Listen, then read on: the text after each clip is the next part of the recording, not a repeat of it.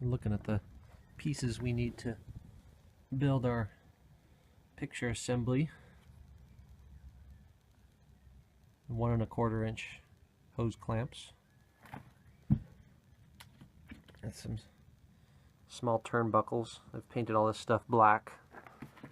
That's eventually what I want everything to be finished, the color. Little lags with a little loop to lag into my canvas prints.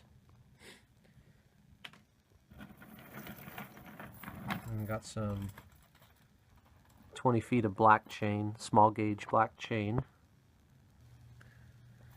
So I'm in the room where I'm going to hang my rod here, and this is the wall. It's just a standard, probably 10 foot, 10 by 8 or 10 by 10 room here.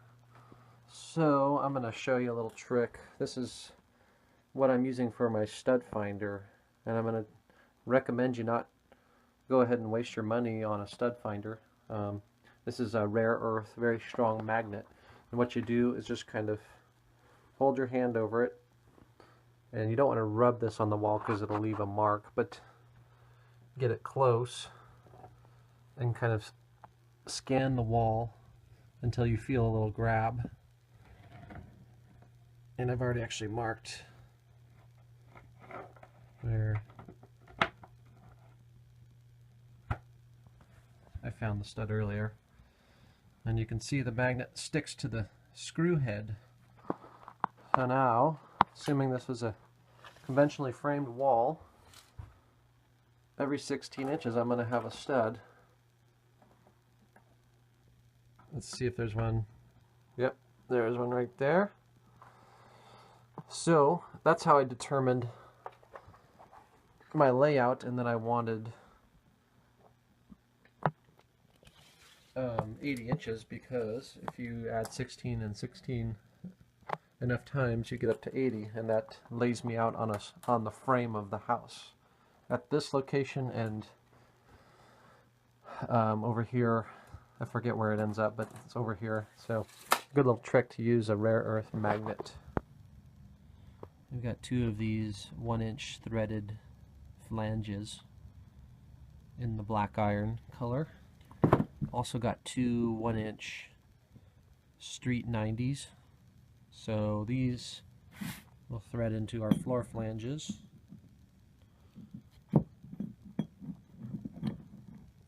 And then screw into the wall in order to hang my 1-inch black pipe, which I have here.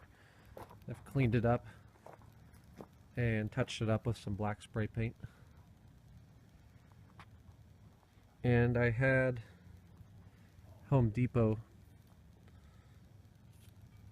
go ahead and put threads on this because they come in 10-foot sections, but I wanted 80 inches of pipe, and I specified that for them to thread that for me, and they were able to do that. Okay, so I'm cheating a little bit. I want to screw in my street 90 to my floor flange, so I'm just gonna get started here. Screwed it into my shed just to hold it in place. Hand tighten this thing.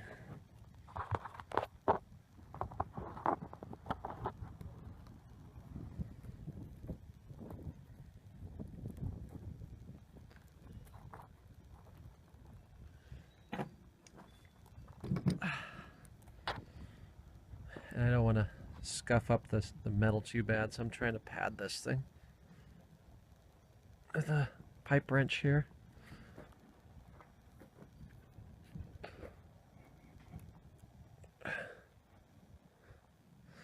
I want this turning in at a 90 degree to these 2 screws.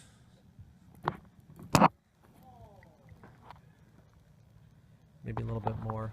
Okay. Now I want to thread that assembly onto the end of my pipe.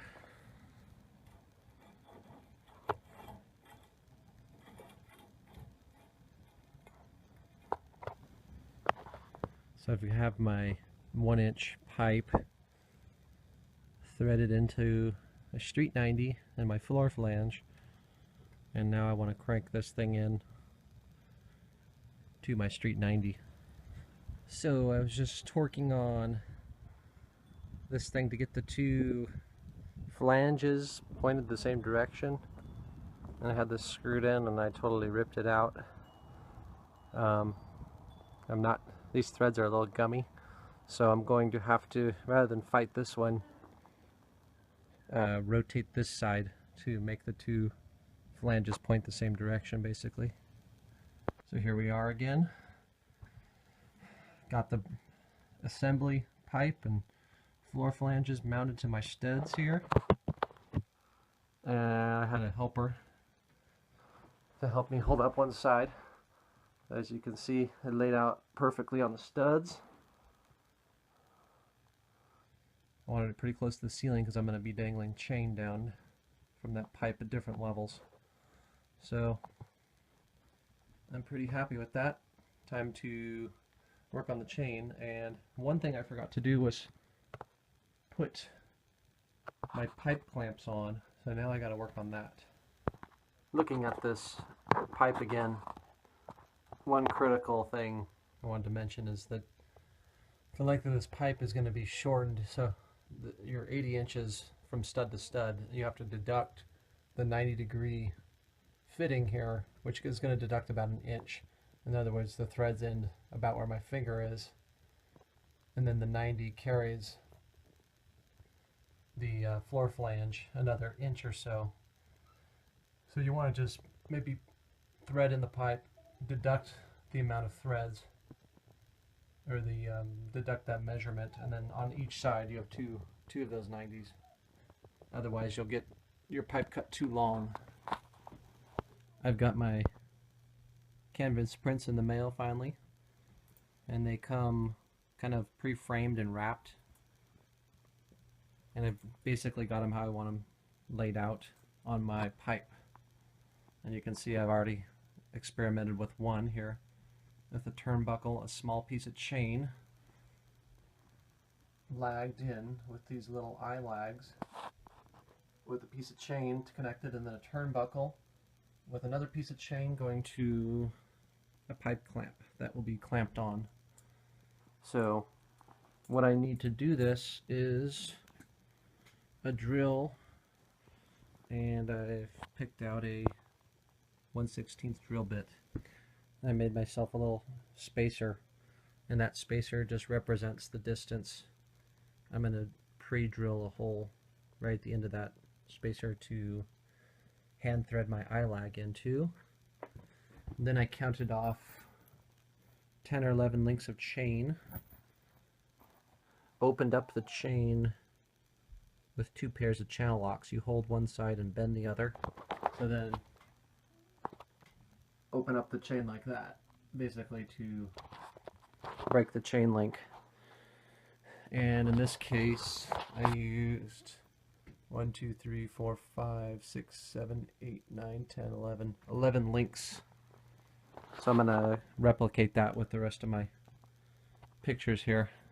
And then I'm going to set 2 different heights. And that's the nice thing about this, I can set it whatever height I want. Now I've got all 6 of my canvases hung up and roughly distributed where I want them.